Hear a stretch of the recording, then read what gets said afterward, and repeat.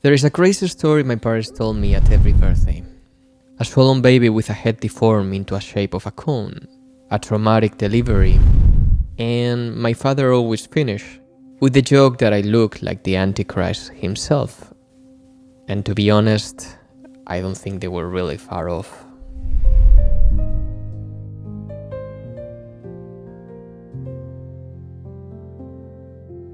My name is Laniel, though I just prefer to go by Lane. And for as long as I can remember, I felt like the black sheep. You know, the weird one, the different one, the odd one out. Although I never really understood why, I suppose a good place to start is the way I came to this world. I was born in a small city on the northern coast of Spain. And according to my mother, my arrival was the most painful experience in her life. It was like a lion devouring me from the inside, she wrote on my journal. Oh yes, my journal. A blue hardcover notebook. She would have started before I was even born. She glued in her pregnancy test, wrote down what she hoped for me, expected for me, although I always thought it was kind of cheesy, to be honest. My arrival was brutal and excruciatingly slow. Over 24 hours, no epidural, with nurses literally jumping on her stomach. Pump full of Pitocin, aka the love and bonding hormone, injected to force the dilation her body refused to start. Funny how nature seemed to have built a perfect filter so no child will ever be born without the love and affection of her mother. I was desired, or at least that's what I was always told, though I would say that was more designed. After a previous loss, my mother lived her pregnancy in constant panic. She was so paranoid that she was convinced I would sleep out of her on a toilet trip. Books and books on how to raise me, how to care for me, how to not destroy me, all before I was even born. And of course, English lessons straight to my fetus edition. In the end, after trying everything during delivery, I was pulled out with a vacuum extractor that suctioned onto my soft skull like a mechanical leech. The device pulled and pulled until pop! I came out like a heavy gunk from a clogged drain, with the umbilical cord wrapped twice around my neck like a death scar. My father, jittery and nauseated from the whole situation, had stepped out to the hallway for some air, unfortunately falling asleep around the time I was born, something my mother still throws to his face, of course. Finally, I was wrapped in a blanket as my parents carried me into the elevator, my cone-shaped head rotating calmly, eyes wide open, staring at them like an alien from the planet of the coned heads, who'd come to study and to judge them. My childhood definitely had its share of oddities. I was like a ticking bomb. Slept little, moved a lot, restless, anxious, and extremely sensitive. My father was my first safe space, my personal god. I would sleep on his chest as a baby, listening to his heartbeat. When I started talking, it was his name, the one I said the most. And when I was old enough to hold a pen, it was him, the one I left little notes that said, "I love you very much, Daddy." Things with my mother were, well, they were different. She worked a lot. She was the one who got up in the middle of the night, the one who breastfed me while my father snored peacefully. But for some reason, when I was sad, it was that the one I reached for. That clearly hurt her, and God knows she tried. But I suppose that's how kids work. They don't always choose the one who puts the most effort, but the one who makes them feel the safest. Somehow, as I got older, I developed rituals that only made sense in my own head. Like the phase where I decided that the umbrella stand in front of the door was a perfectly acceptable toilet. Don't judge me, I barely remember it. But apparently for weeks, I would sprint back and forth across the hallway to deposit my business in the metal umbrella stand near the entrance. My mother, who'd been wondering for days why I kept running those laps, finally caught me red-handed. "Laniel, what are you doing?" I probably smiled back. Couldn't contain my amusement. Then there was my swearing ritual. For some reason, I felt like curse words were accumulating inside of my body. It was like an intrusive thought that kept growing and growing, and I was terrified that if I opened my mouth, they would all come pouring at once. "I can't hold them in, Mom," I tried to explain. "Well, I don't know. Try to cover your mouth," she said, somewhere between laughing and genuinely worried. "I can't. If I relax, they are going to escape." My mother, searching for a solution, finally said, "Well, when you feel that they are coming, run straight to the corner of the bathroom and say them all in a whisper." Without a second thought, I bolted and unleashed a furious whisper of every bad word I knew. Fuck, shit, damn, asshole. My parents watched half worried and half amused, as a child mumbled obscenities in a corner like it was some kind of profane confessional. But the good news is, it worked. The words came out, and as I returned to the kitchen, clean, confessed, and ready to be a functional kid again. You might wonder how my parents ended up with such a weird kid. Well, they were also born in the same place as me, Gijón, a coastal city in the northern Spain where rain shows up more often than the sun. I know you wouldn't think that of Spain. Trust me, I still don't get used to it. But although my parents were from the same city, each one came from completely different worlds. My father grew up in an apartment block on the outskirts of Gijón, in a home where there were more mouths than plates. He was the middle of 6 siblings. His father, my grandpa, never really had a steady trade. Odd jobs here, favors there. To be honest, the only thing that he kept with true devotion was his stool at the bar downstairs. How old were you when you started working? I asked my father once. 14, helping out at the pharmacy. Then he paused. My oldest brother started well before me, with a wheelbarrow. He paused again. He was only 8. In that house, my grandmother was the only one keeping the whole family business afloat, juggling the family finances like a circus act. Probably my father, watching the chaos, he drew his own conclusions, that surviving was all that mattered, and to never take a risk. My mother was the opposite. She came from the city center, from a family where appearances mattered more than meals. Her mother would stand by the open patio window whisking invisible eggs, so the neighbors across the street could see how well the family was doing. Post the Spanish Civil War trauma, I guess. And then the knife. Oh my god, the knife. My grandmother was pure nerve, and any excuse was good enough to open the kitchen drawer and pull out the gigantic ham knife to threaten to do, well, anything. But it was her father who truly marked that house. What are you doing, Carmen? Are you crazy what? My grandfather would decree, with a cocky grin cold as ice. Look at you. You are even scaring the girl. The girl was my mother, vomiting in her room while they continued their heated argument. I suppose that's why she buried herself in languages. Secret codes her parents would never crack. First French, then English. It didn't matter. To be honest, every foreign word was another brick in the wall between her and that kitchen chaos. Later on, she passed Spain's notorious competitive civil service exams. And sometimes, when people asked what she did for a living, she answered with a word that sounded like armor. State employee. Said it with a humble shrug. But underneath, she tasted every syllable. The permanent position, the long vacations, the inability to be fired. In Spain, that meant pretty much a job for life, and the stability her parents never were able to have. How did both of my parents met, you might ask? Well, like most people in the 80s, at a nightclub. Finally together, they saved up for a down payment on an apartment on the outskirts of the city, got married, and had me, because that's what we had to do at that age. My mother would explain to me, always faithful to her life plan. That apartment is where my first real memories live. My father drawing me pirate ships on the chalkboard, trying to get me to sleep, a memory that, for the record, ends up with me launching headfirst over the railing onto the floor and straight to the ER. And the visit to the construction site that would become our new home. I remember climbing the raw concrete stairs to the second floor. There was a gaping hole where my bedroom floor should have been.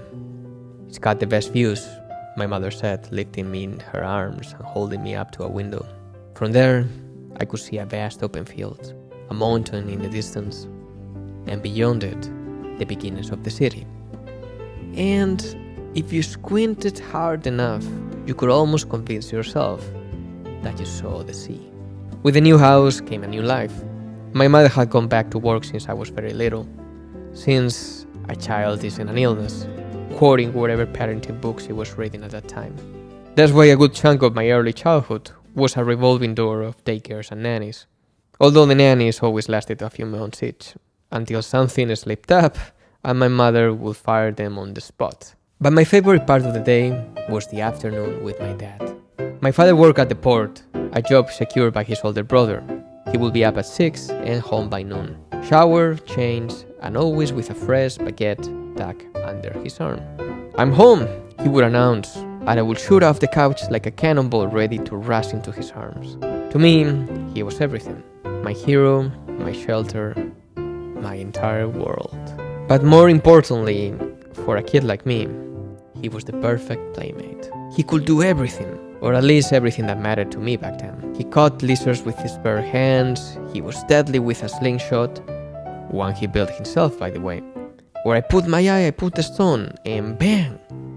Tin cans will fall down like dominoes.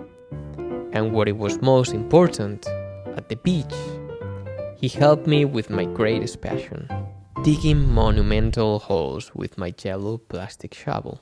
And yes, for some reason I had a fixation with holes, each one deeper than the last, and I would just dig and dig for hours non-stop. So when the shovel inevitably snapped in half, my father carried it to the garage, assessed the damage, wedged a thick stick inside the handle, and with a duct tape and a few screws, brought it back to life. "Now it's indestructible," he declared. And sure enough, decades later, and many holes, that shovel is still standing. The garage was my father's temple, and also my paradise. Somehow when I was a kid I wanted to be an inventor. And one day, completely out of nowhere, I decided I wanted to make a toothbrush where the toothpaste came out directly from the head. Doesn't already that exist? My father grumbled, trying to get away from the extra work. But all I had to do was to pick up a screwdriver with my clumsy little hands, and he'd start hovering over my shoulder. "Alright, hold on, you are going to hurt yourself." And just like that, we were off. Fun fact about the toothbrush invention, by the way, is that we actually built a working prototype. A hole drilled through the handle, a tube connecting the paste reservoir to the brush head, and when I squeezed, the paste came out through the center of the bristles, making my invention a reality. "Oh my god, Dad, it works! Let's patent it!" I jump up and down like we'd just discovered penicillin. And that's how our projects kept getting more and more ambitious. One of the greatest, and the one that I was the most proud of, was a telegraph system that connected my bedroom to the kitchen. Transmitters made from clothespins, contact points, and a light bulb. We even printed a little Morse code chart on the side. But there was a big problem. The signal went from the kitchen to my room, but we were not able to make it from the room back to the kitchen. We'd spent days unable to make it work in both directions. We almost gave up. Until one night, my father dreamed of the answer. "The wire's in an X. They have to cross in an X," he exclaimed while running down to the garage. "You two, I swear." My mother looked at her projects with mild disdain. "You are like two little kids." "Well, I work to live, not live to work like you," my father would always shoot back, flashing his teasing grin. But honestly, they were both right. While my mother spent her afternoons buried in work, my father and we were just playing in the garage, like two kids. And back then, that was exactly what I loved about him. If my father was the sun of my afternoons, my mother was the inevitable shadow.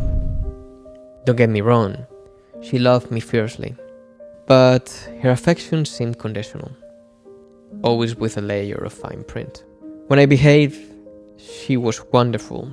Cuddles, songs, stories. At night, when she would come to tuck me in, she would sit on the edge of the bed and read me fairy tales, all the classics. Little Red Riding Hood, Snow White, The Three Little Pigs, Spanish, sometimes in English, and even now and then a few songs in French. "I will huff and puff, and I will blow your house down." She would roar, and I would dive under the covers, laughing and terrified all at once. "Mom, stay a little longer, please." I would beg her to stay the moment she would close the book with that final motion I already knew so well. "Not tonight, Leniel. I've got things to do," she would reply with her body already angled towards the door. And that's when, desperate, I would pull out my last resort. "But you know what, Mom? Someday I will be older. I won't want you to stay and sleep with me anymore." And she would take the bait. "Ah, stop. That's long way off. And besides, I bet you will still be asking me when you are grown." With that, we would argue just enough to make her stay a little bit longer. And maybe out of guilt, convince her to lie down just for a few minutes more. And very, very rarely, I would get her to fall asleep before I did, hugging her from her back as tight as I could.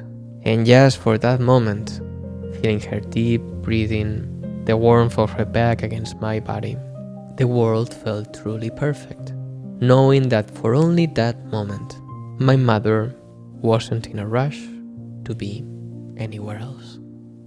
Now, when I misbehave, she could really out-misbehave me. From the time I was a baby, she already implemented a military-grade sleep method, from a book she read, of course. Basically, it was the cry-it-out approach, which meant letting me scream and scream until I calmed myself down. Thank God she didn't follow through with it completely. But her fixation on strict rules was definitely her signature. Protocols, goals, expectations, that was pretty much our relationship. I suppose that's why her best way of showing love was turning me into her greatest academic project. English lessons from the day I was born, music, sports, all kinds of arts, everything that could sculpt me into the perfect version of the son she wanted, or maybe the daughter that she was never able to be. And that meant that with her, nothing was ever just fun. Everything had a purpose. Watching TV had to be in English to learn the language. Most of my toys were designed to teach me something, and any walk could turn into a pop quiz at any time. "What are those called?" she asked, pointing at a deer's head on a roadside. "Horn." I started to see her look at me at disapproval. "Antlers?" I said, before catching my mistake. "Very good," she would reply with a satisfied look. And while I could handle always being tested, it was the rules I could never deal with. Oh my god, I really hated rules.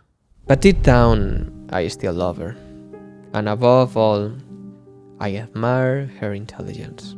That's why over time, I turned her expectations and challenges into my chance to prove that I was worth something too. Like for instance, the night I stopped being a baby. "Mom, I want to ask for the Casper's Haunted House." I just pointed at a toy in a Christmas catalog. She looked at it, evaluating the picture with little interest. I'm not sure if you can," she said, studying the picture from the distance. "Look, it says right here, ages 3 and up." And then she pointed at my mouth, which was still voraciously sucking on a worn-out pacifier. A kid over 3 and up can still be using a pacifier. My little heart stopped. I was still deeply attached to that pacifier. "You'd have to leave it in your Christmas stocking for Santa. And then, I'm sure he will bring you the Casper house." For days I psyched myself up, like a chain smoker with a bad cough trying to quit cold turkey. And finally, on Christmas Eve, with the kind of bravery that you can only summon when you are a kid desperate for a toy, I placed the pacifier in the stocking on the fireplace mantle. And the next morning, sure enough, I woke up as a big boy, and Santa brought me the Casper's house. I suppose that growing up hurt, and so did my mother's rules. But soon I discovered that when I excelled at something, my mother would smile. And when my mother smiled, I felt that the whole world was okay. So I started to be desperate to look for ways to shine. In class, I tried to always be the one who knew the most, who did the best, who no one could overlook. Outside of class was even worse. I'd ask uncomfortable questions to any adult I could corner. You know, things like, "Why did you work at a job you don't even like?" Just to prove I knew things that other people were afraid to say. What mattered was coming home with something to show. Another coin to my mother's slot machine. Sometimes a jackpot will hit. A smile, a very good, and that was enough to fill me for days. Other times the slot machine swallowed the coin and gave me nothing back. "You sure love attention," my mother wrote one time on my blue journal after I won a painting award. And then, a little farther down, "But how proud you are of your diploma." And mom is too. My father my playmate, my mother my coach, and their glances, their expectations, their silent conflicts, all of it got somehow redirected towards me. And while they were looking at me, probably they were not looking at each other. That's exactly why I didn't see what was about to change everything. "Laniel, my mother started to announce on a Sunday dinner. And just like that, the weird kid who pooped in umbrella stands and whispered curse words in the bathroom corners went from being the center of his own personal universe to the older brother.